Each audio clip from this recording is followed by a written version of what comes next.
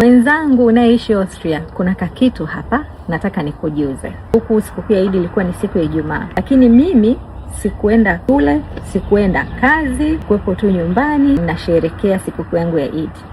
Na wakati watu wengi walikuwa wameenda mashuleni na wameenda makazini. Sasa wakaniuliza watu, inakuaje wewe mwenzetu hujaenda kazini wala hujaenda shule? Nikamwambia ni sikukuu ya Eid. Wakawa wanashangaa kwamba Ulaya bwana hamna sehemu ambayo unapewa off kwa sababu ya sikukuu ya Eid. Austria kuna kitu kinaitwa personal day, ni siku binafsi. Hii siku binafsi inaruhusiwa mtu yoyote kuiomba. Unachotakiwa tu kufanya, unatakiwa kutoa taarifa mapema ya hii siku, na hii siku haihitaji sijui ruhusa. Yaani wewe ni una notify tu, unatoa tu taarifa kwamba bwana tarehe fulani kuna uwezekano kati ya tarehe fulani au tarehe fulani ndio mwezi utaandama. Mimi ni Muislamu na hivyo itakuwa ni sikukuu ya Eid.